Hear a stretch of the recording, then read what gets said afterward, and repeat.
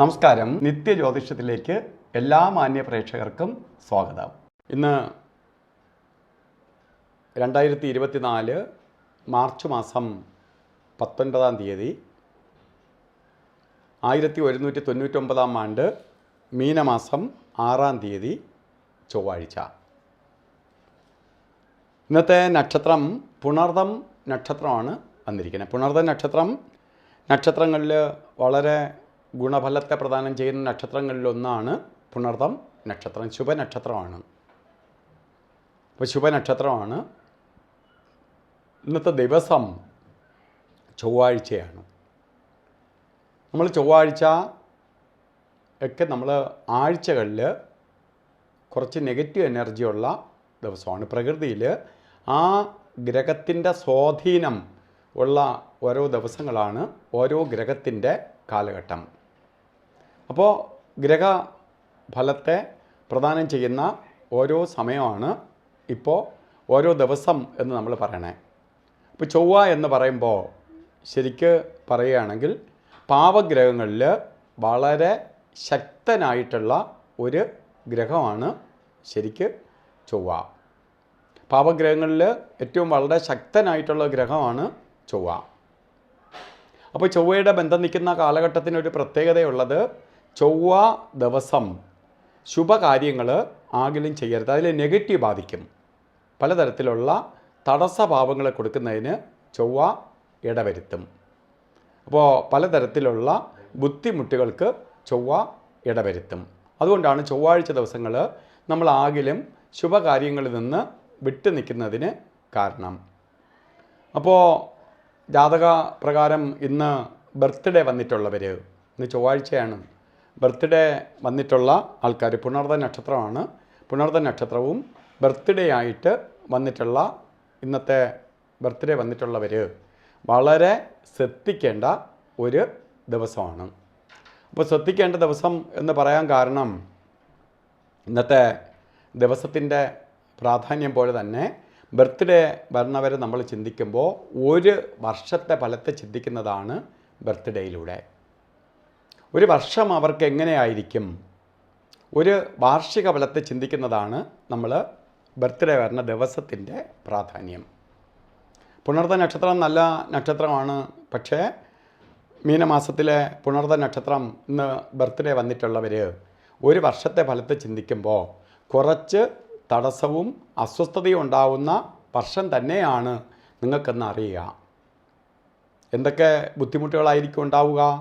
പ്രത്യേകിച്ച് കേസ് വഴക്കുകൾ, അപഖ്യാതി എന്ന് പറഞ്ഞാൽ ചെയ്യാത്തത് ആരോപിക്കപ്പെടുക, മറ്റുള്ളവരുടെ അതൃപ്തിക്ക് പാത്രീഭവിക്കുക, അതേപോലെ ജോലിയിൽ പ്രശ്നങ്ങളുണ്ടാവുക, സാമ്പത്തിക നഷ്ടം വരിക, അഗ്നിഭയം ഉണ്ടാവുക, അതായത് തീപ്പൊള്ളലേക്കുക, അതേപോലെ തന്നെ പ്രകൃതിക്ഷോഭത്താൽ, അതായത് ഇടിവെട്ടോ ഇടിമിന്നലിന് അപകടം വരിക, അതേപോലെ വാഹന അപകടങ്ങളുണ്ടാവുക. ഇതൊക്കെയാണ് ഒരു വർഷത്തെ ഫലത്തെ നമ്മൾ ചിന്തിക്കുമ്പോൾ കാണാൻ സാധിക്കുക. അപ്പോൾ ഇതിനെ നമുക്ക് ഇങ്ങനെ ഒഴിവാക്കാം. അതിനുവേണ്ടി പ്രധാനമായിട്ട് നിങ്ങൾക്ക് ബർത്ത്ഡേ വന്നിട്ടുള്ളവർ സുബ്രഹ്മണ്യ സ്വാമി ക്ഷേത്രത്തിലെ സുബ്രഹ്മണ്യ സ്വാമിയെയും ഭദ്രകാളി ദേവിയെയും അഭയം തേടണം. ഈ നെഗറ്റീവ് എനർജിയെ ഇല്ലാതാക്കാനായിട്ട് ഈ രണ്ട് ദേവതയ്ക്ക് ശക്തിയുണ്ട്.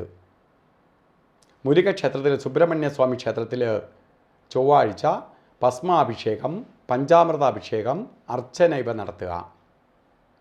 അപ്പോൾ ശരിക്കും ഭസ്മാഭിഷേകം, പഞ്ചാമൃതാഭിഷേകം, അർച്ചന ഇവ നടത്തണം. അതേപോലെ ദേവീക്ഷേത്രത്തിൽ കുങ്കുമാർച്ചന, രക്തപുഷ്പാഞ്ജലി, ചുവന്ന പട്ട് ദേവിക്ക് ചാർത്തുക, അതുപോലെ കട്ടിപ്പായസം നടത്തുക, പിൻവിളക്ക് കത്തിക്കുക.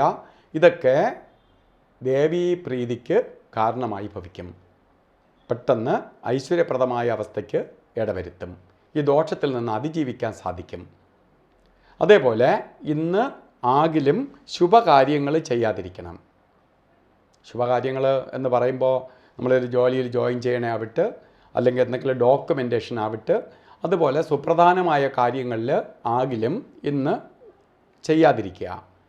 ബൈ ചാൻസ് ഇന്ന് ചെയ്തേ തീരുള്ളൂ എന്നൊരവസ്ഥ വരികയാണെങ്കിൽ നമുക്ക് അഭിജിത്ത് മുഹൂർത്തത്തെ ആശ്രയിക്കാം. അഭിജിത്ത് മുഹൂർത്തം ഇന്ന് വരുന്നത് 12 മണി 8 മിനിറ്റ് തൊട്ട് 12 മണി 8 മിനിറ്റ് തൊട്ട് 12 മണി 56 മിനിറ്റ് വരെയാണ് അഭിജിത്ത് മുഹൂർത്തത്തിൻ്റെ സമയം. അപ്പോൾ അഭിജിത്ത് മുഹൂർത്തം നമുക്ക് ശുഭകാര്യങ്ങൾക്ക് എടുക്കാം. അഭിജിത്ത് മുഹൂർത്തം കൊണ്ട് ആ സമയം നെഗറ്റീവെ മാറ്റി നിർത്താനുള്ള ശക്തി ഈ അഭിജിത്ത് മുഹൂർത്ത സമയത്തിനുണ്ടെന്നാണ്.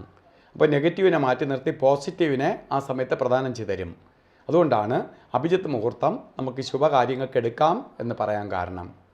അപ്പോൾ ഇന്നത്തെ ദിവസം നമുക്ക് രാഹുകാലവും ഗുളികകാലവും യമകണ്ഠകാലവും ഉണ്ട്. ഇപ്പോൾ പ്രകൃതി തന്നെ 12 മണിക്കൂർ നേരം പകലുള്ളതിൽ ഈ 3 സമയങ്ങളിൽ ഏകദേശം 4.5 മണിക്കൂറോളം സമയം നെഗറ്റീവ് എനർജി ഉണ്ട്. അതിൽ 1.5 മണിക്കൂർ സമയം യാത്രയ്ക്കാണ് നമുക്ക് ശ്രദ്ധിക്കേണ്ടത്. 1.5 മണിക്കൂർ സമയം യാത്രാ കാര്യങ്ങളിൽ നിങ്ങൾ വളരെ ശ്രദ്ധിക്കണം. അപ്പോൾ യാത്രാ കാര്യങ്ങളിൽ എങ്ങനെ ശ്രദ്ധിക്കണം? ഈ 1.5 മണിക്കൂർ നേരം രാഹുകാല സമയത്ത് യാത്രാ കാര്യങ്ങളിൽ വളരെ ശ്രദ്ധിക്കണം. ആ 1.5 മണിക്കൂർ നേരം രാഹുകാല സമയം 3 മണി 32 മിനിറ്റ് തൊട്ട് 4 മണി 2 മിനിറ്റ് വരെയാണ്. ഇപ്പോൾ കലണ്ടറിൽ ഇട്ടിരിക്കുന്നതോ ഉച്ചയ്ക്ക് ശേഷം 3 മണി തൊട്ട് 4:30 മണി വരെ രാഹുകാലം എന്ന് പറഞ്ഞ് ഇട്ടിട്ടുള്ളത് കണ്ടിട്ട് 3 മണി കഴിഞ്ഞ് ഇറങ്ങുകയാണെങ്കിൽ കറക്റ്റ് രാഹുകാലത്തിനായിരിക്കും ഇറങ്ങണേ. അല്ലെങ്കിൽ 4:30 മണിക്ക് ശേഷം ഇറങ്ങിയാലും രാഹുകാലത്തിനാണ് ഇറങ്ങണേ. 3:32 തൊട്ട് 5 മണി 2 മിനിറ്റ് വരെ രാഹുകാല സമയമുണ്ട്. അപ്പോൾ രാഹുകാലം ഒരു ശുഭകാര്യം, ഒന്നാമത് ആക്സിഡൻ്റൊക്കെ ഉണ്ടാകുന്ന ദിവസമാണ്, അല്ലെങ്കിൽ വഴിയിൽ കിടന്ന് ചുറ്റിക്കാൻ ഇടവരുന്ന ദിവസം ആയതുകൊണ്ട് ഈ ദിവസം രാഹുകാലം നോക്കി ഓരോ കാര്യത്തിന് ഇറങ്ങുന്നത് ഉത്തമമായിരിക്കും. അതുപോലെ ഗുളികകാലം, ഗുളികനും വിഷകാരകനാണ്. ഗുളികകാല സമയം 12 മണി 32 മിനിറ്റ് തൊട്ട് 2 മണി 2 മിനിറ്റ് വരെ വരുന്ന സമയമാണ്. അതുപോലെ യമകണ്ഠനും വളരെ അപകട സാധ്യതയേറിയ സമയമാണ്.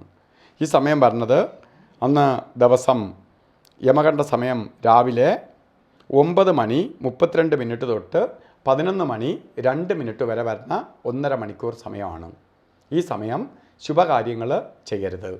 ഇന്നത്തെ ദിവസം നമുക്ക് കുറച്ചുകൂടി കാര്യങ്ങൾ ഭാഗ്യദായകമായി തീരാനും നെഗറ്റീവ് കുറയാനുമായിട്ട് റെഡ് കളറിലുള്ള വസ്ത്രം ധരിക്കുന്നത് ഉത്തമമായിരിക്കും.